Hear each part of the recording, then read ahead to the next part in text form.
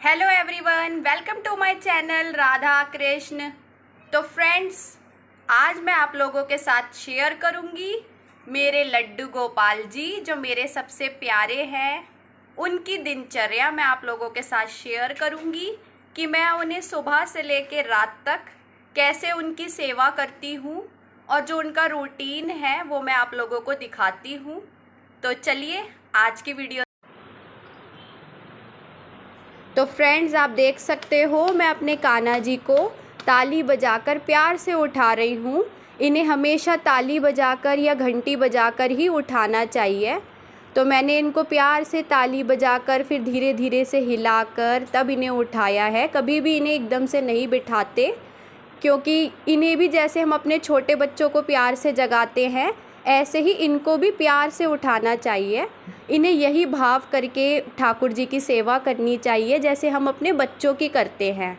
तो इनको प्यार से मैंने उठाया है। अब मैं इनके सर पे प्यार से हाथ फेरूंगी, थोड़ी सी बातें करूंगी, इनके सामने थोड़ी देर खड़ी रहूंगी, इनको देखूंगी। उसके बाद जैसे धीरे धीरे हमारे बच्चों की नींद, हमारे जैसे बच्चे सो के उठते हैं तो उनकी नींद भी धीरे धीरे दूर होती है, ऐसे ही इनको बच्चे अपने बच्चे की तरह मानकर ही इसी भाव से इनकी सेवा करें।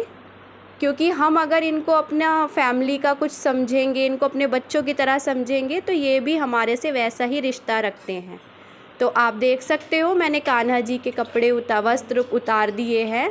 अब मैं इनको नहलाऊंगी। वैसे कोई तिथि होती है, एकादशी या कोई त्यौहार होता है, तो मैं इन्हें पंचामृत से नहलाती हूँ। और बाकी डेली रूटीन में मैं इनको पानी में ही थोड़ा सा गंगा जल मिला के नहलाती हूँ। तो आप देख सकते हो कि इनके चेहरे पर कितना अच्छा भाव है। नहाते टाइम जब हमें भी गर्मी में नहाना अच्छा लगता है, तो ये तो छोटे से हमारे देवता हैं। तो देखिए आप कितना खुश होते हैं नहाते टाइम। तो मैंने इन्हें नहला दिया है। अब इनको टॉवल से पोंछ के मैं इनको वस्त्र पहनाऊँगी। वैसे मैं मंडे के दिन वाइट ड्रेस इनको पहनानी चाहिए, पर मेरे पास वाइट ड्रेस है नहीं, तो इसलिए मैं इनको लाइट ग्रीन कलर की इनकी ड्रेस है वही पहना रही हूँ। क्योंकि वो लाइट कलर भी है और देखने में भी थोड़ा लाइट वेट है, इसलिए मैं उनको वही ड्रेस पहना रही हूँ। मैं कोशिश करती हूँ कि अब गर्मी बहुत ज़्यादा है तो मैं इनको जो लाइट वेट ड्रेस हो वही पहनाऊँ। वैसे तो कान्हा जी को श्रृंगार बहुत ज़्यादा पसंद है, लेकिन ये है कि बस हमें ही हमारा मन मानता नहीं है, क्योंकि हम लोगों को भी गर्मी में हल्के हल्के कपड़े अच्छे लगते हैं। उसी तरीके से हम ये सोचते हैं कि ठाकुर जी भी कहीं परेशान ना हो, तो इसलिए मैंने उनको हल्की सी ड्रेस पहनाई है, ज़्यादा वेट नहीं है इस ड्रेस में। तो मैंने इनको ड्रेस पहना दी है। अब मैं इनका श्रृंगार करूँगी। तो श्रृंगार भी मैं गर्मियों में बहुत ज़्यादा नहीं पहनाती इनको, ज्वेलरी वगैरह। ये कान्हा जी की सबसे प्यारी वैजंती माला है जो उनको बहुत प्रिय होती है, वैजंती माला और तुलसी माला। तो तुलसी माला मेरे पास है नहीं, इसलिए मैंने वैजंती माला कान्हा जी को पहना दी है। मैंने उनके बाल लगाकर मुकुट भी पहना दिया है कान्हा जी को। अब मैं उनके माथे पर चंदन लगा रही हूँ। चंदन की सेवा कान्हा जी को बहुत बहुत प्रिय है। उनको जितना आप गर्मियों में चंदन का श्रृंगार करो वो उनको सबसे ज़्यादा प्रिय होता है। तो आप देख सकते हो मैंने कान्हा जी के माथे पर बिल्कुल हल्का हल्का पीला चंदन लगा दिया है। तो देखिए मेरे कान्हा जी कितने सुंदर लग रहे हैं।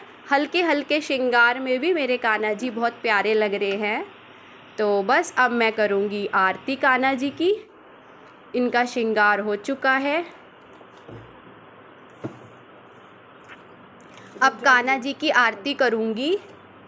तो आप लोग जिनके घर में, कई लोगों के घर में जैसे बच्चे छोटे होते हैं, फैमिली बड़ी होती है, तो वो लड्डू गोपाल जी की सेवा नहीं कर पाते, कई लोगों को टाइम नहीं मिल पाता, तो उनके लिए मैं यही कहूँगी कि आप अपने छोटे बच्चों में ही ऐसा भाव रखें कि आप भगवान की ही सेवा कर रहे हो। अगर आपने अपने बच्चों की, अपने परिवार की सेवा कर ली है, तो लड्डू गोपाल जी उसमें ही बहुत खुश होते हैं। वो भी यही कहते हैं, मैंने और भी ग्रंथों में और सब जगह पढ़ा है कि अगर अपने परिवार की सेवा कर ली तो उसी में ही भगवान खुश हो जाते हैं। तो अगर आपके घर में छोटे बच्चे हो तो पहले आप उनकी सेवा करो, भगवान की सेवा तो अपने आप हो ही जाती है। तो मैंने कान्हा जी की पूजा कर ली है। अब मैं उन्हें दूध का भोग लगाऊंगी। तो दूध में मैंने छोटा सा तुलसी दल डाला था, वो थोड़ा अंदर डिप हो चुका है इसलिए दिख नहीं रहा है। तो अब मैं दूध को हल्का हल्का ठंडा कर रही हूँ, क्योंकि इन्हें एकदम से गरम गरम दूध या कोई भी चीज़ गरम गरम नहीं खिलानी चाहिए।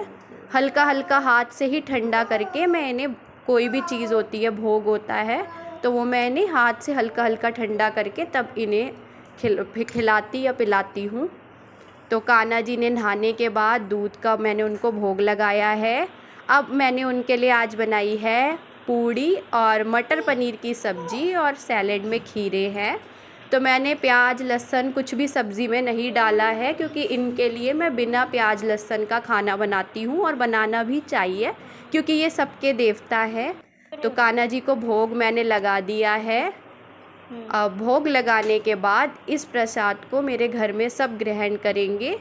कोई भी चीज़ होती है, मैं बच्चों को भी यही सिखाती हूँ कि पहले कान्हा जी को भोग लगाओ, उसके बाद ही खाओ, ताकि वो प्रसाद बन जाए। उसके अंदर की जो पॉजिटिविटी है वो हमारे मन को, हमारे दिमाग को अच्छा कर दे, कि हमारे अंदर की बुराइयाँ ख़त्म हो जाए और अंदर की बीमारियाँ भी ख़त्म हो जाए।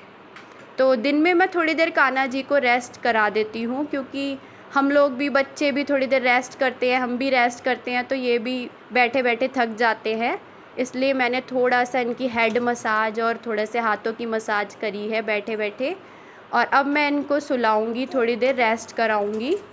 तो आप देख सकते हो, अब मैंने कान्हा जी को सुला दिया है। थोड़ी देर कान्हा जी भी रेस्ट करेंगे।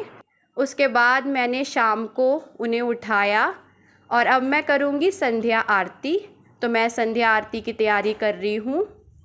अब शाम की जो पूजा होती है, वो पूजा सबके लिए सबसे इम्पॉर्टेंट पूजा होनी चाहिए, क्योंकि जो प्रदोष काल होता है उसमें भगवान जो होते हैं वो पूरी, मतलब सब जगह पृथ्वी में मैंने सुना है कि वो भ्रमण के लिए निकलते हैं। तो हमारे मन की जो इच्छा होती है, हमारे घर की जो नेगेटिविटी होती है, वो शाम की पूजा करने से ही दूर होती है। इसलिए शाम की पूजा तो सबसे इम्पॉर्टेंट है, वो सबको करनी ही चाहिए। सुबह की भी करनी चाहिए, शाम की भी करनी चाहिए, क्योंकि जो ये 2 वक्त की पूजा होती है उसी से ही हमारे घर की नेगेटिविटी, सारे रोग दोष सब दूर होते हैं और हमारे घर में बरकत आती है। तो इसीलिए ये 2 टाइम की पूजा तो ज़रूर ही करें। ठाकुर सेवा के साथ साथ ये भी बहुत ज़रूरी है। तो आप देख सकते हो, मैंने सारे देवी देवताओं को धूप बत्ती से धूप दिखा दी है, और मैं कान्हा जी की भी आरती कर रही हूँ। अगर आप लोग कहोगे तो मैं वो नेक्स्ट ब्लॉग में आपको आरती भी बताऊँगी मैं कौन सी करती हूँ। तो मैंने डिनर में बनाई है आज खिचड़ी।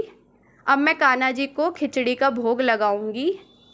आप जानते ही होंगे जगन्नाथ जी वाले, जो आपने कथा सुनी होगी कर्मा बाई की, कि इन्हें सबसे ज़्यादा प्रिय खिचड़ी होती है। वैसे तो आप सच्चे मन से, साफ मन से किसी भी चीज़ का भोग लगाओगे तो कान्हा जी उसे ज़रूर अर्पण करते हैं, पर खिचड़ी का भोग उन्हें बहुत प्यारा होता है। तो मैंने कान्हा जी को खिचड़ी का भोग लगाया है। भोग लगाने के बाद थोड़ी देर बाद उन्हें मैं सुला देती हूँ। तो आप देख सकते हो, कान्हा जी को भोग लगा दिया है, पानी पिला दिया है। अब आधे घंटे बाद मैंने ठंडा ठंडा रूअफ़ज़ा वाला दूध कान्हा जी को भोग लगाया है, क्योंकि दूध गर्मियों में जितना हो सके उन्हें ठंडी ठंडी चीज़ों का भोग लगाना चाहिए। तो सोते टाइम मैं उन्हें सर्दियों में हल्दी वाले दूध का भोग लगाती हूँ, और गर्मियों में उन्हें मैं ठंडाई का या फिर दूध में रूअफ़ज़ा डाल के तब मैं उन्हें भोग लगाती हूँ। तो मैंने कान्हा जी को दूध का भोग लगा दिया है। अब बस उन्हें मैं सुलाऊंगी, थोड़ा सा उनका श्रृंगार उतार कर और उनके हाथ पैरों की हल्की हल्की मसाज कर कर और मैं उन्हें फिर से सुला दूंगी। तो फ्रेंड्स, आप लोगों ने आज का मेरा व्लॉग देख ही लिया है, तो आप लोग प्लीज़ मुझे बताना कि आपको कैसा लगा मेरा आज का व्लॉग, और कमेंट में आपको कुछ भी पूछना हो तो आप मुझसे पूछ सकते हो। और ये भी बताना कि आप लोग नेक्स्ट टॉपिक पे कौन सा, मतलब नेक्स्ट टॉपिक पे मेरा व्लॉग देखना चाहते हो। तो मेरे चैनल को कर लीजिए सब्सक्राइब और बेल आइकन को ज़रूर दबाइए, ताकि आपको मेरे अच्छे अच्छे व्लॉग्स की नोटिफिकेशंस मिलती रहे और मैं आपके साथ ऐसे ही अपना हर व्लॉग, अपनी लाइफ का हर मोमेंट शेयर करूं। तो आप लोग बताना आपको कैसी लगी मेरा आज का पूरा व्लॉग। कुछ पूछना हो, कुछ क्वेश्चन हो तो प्लीज़ आप मुझसे कमेंट में पूछ सकते हो फ्रेंड्स। तो कमेंट में आप लोग राधे राधे ज़रूर लिखिएगा। ओके।